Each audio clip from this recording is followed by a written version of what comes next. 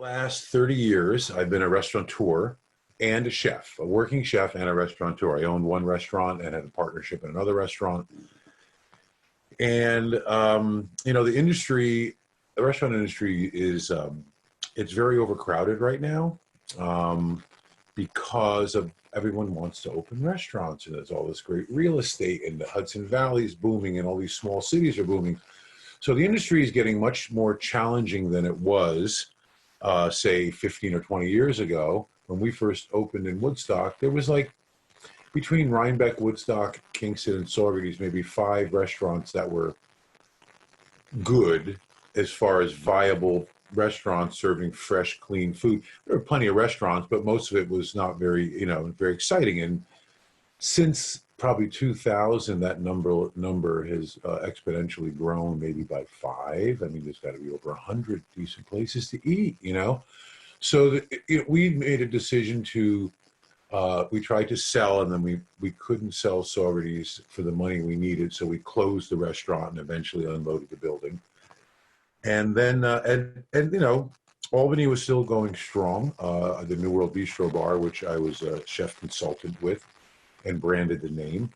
And that market is growing. It's an urban market, and it was going fine until COVID hit, and then everything stopped. Our industry is being hurt probably as bad or worse than any industry, and we employ a lot of people.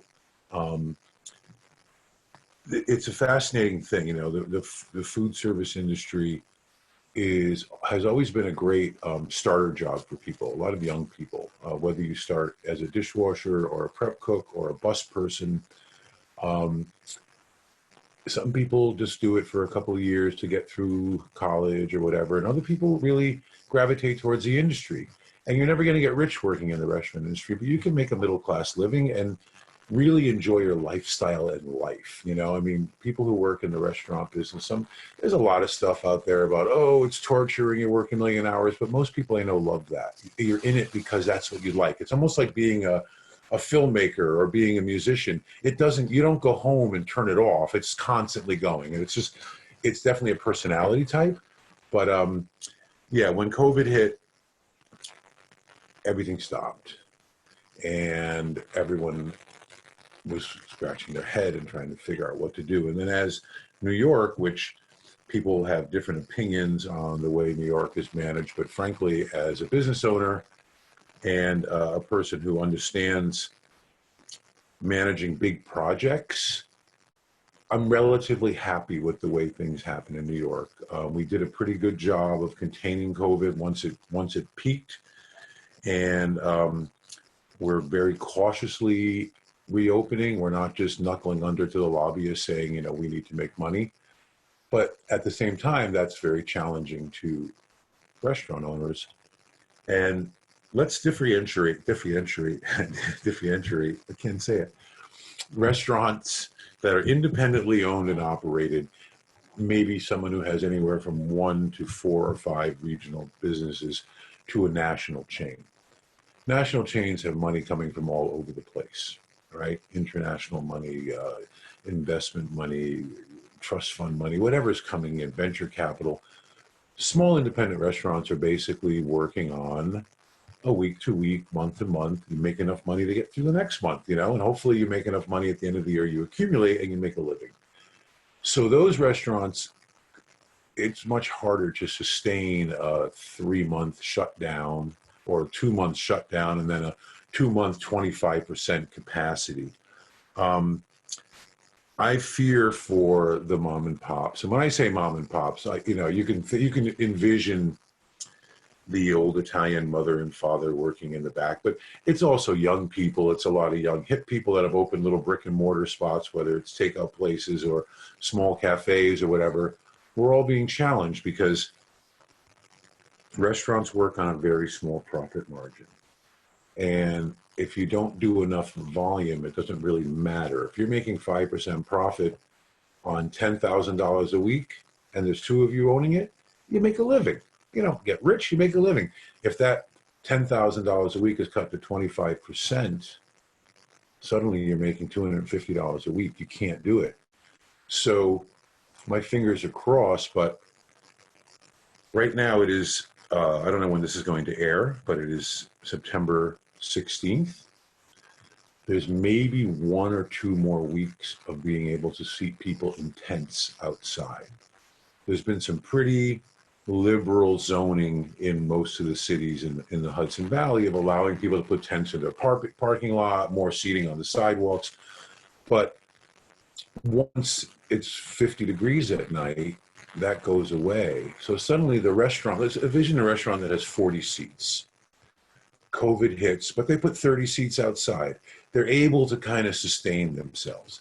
When those 30 seats outside go, and they have to have 6 feet between tables, and their space is only 2,000 square feet with a kitchen and a wait station, maybe they can get 4 tables or 5 tables. It can't be done. So you're going to see, I think, a mass, almost like, when a flower closes. The hope is that the flower doesn't die, it just closes. And then in time, those flowers begin to open back up. But it's going to take courageous people and people maybe with some deeper pockets. But for the most part, I'm predicting, 30 to 50% of the independent restaurants are not going to be here by spring of next year, unless there is a treatment, a vaccine, or another form of federal support for restaurants. The initial money that was loans that were available for restaurants are very complicated. And frankly, the smaller the restaurant, the harder to get the money. So the people who need it the most, right, had the hardest time getting it.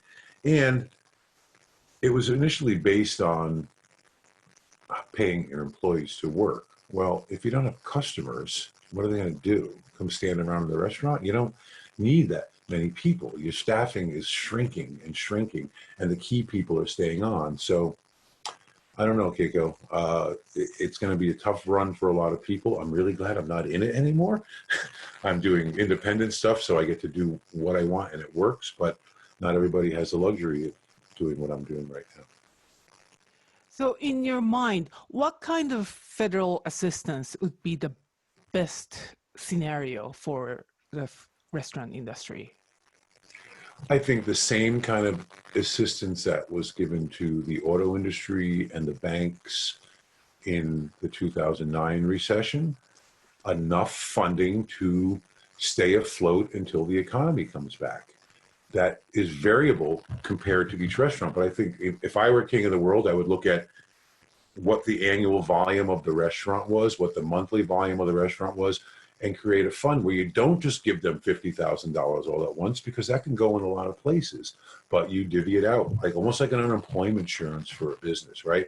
So if your business did $10,000 a week, maybe you would get some kind of federal support that would give you, if you're going to close, $5,000 a week. If you're going to stay open, $8,000. But some kind of federal money that flows into the business to keep cash flow alive, because that money does not go to owners. There's a lot of misconceptions that restaurant owners are rolling in dough. We are basically, as restaurant owners, we used to call ourselves cash facilitators. I get the money, I pay my staff, I pay the food vendors, I pay the gardener, I pay the snowplow guy, the utilities. The money comes out as fast as it goes in, sometimes faster. So that money would not just be given to restaurant owners. It would be used to keep the business open. You'd have to pay your utilities. You'd have to pay your insurance. You'd have to pay your mortgage. There would be, to me, a lot of criteria that you have to meet, but you should be able to get money to stay open. That would then create an environment where maybe in 3, 4, 5, 6 months, those businesses would be able to reopen. A lot of them would be better off closing and getting enough money to pay their overhead to stay closed, and then rehire and start again.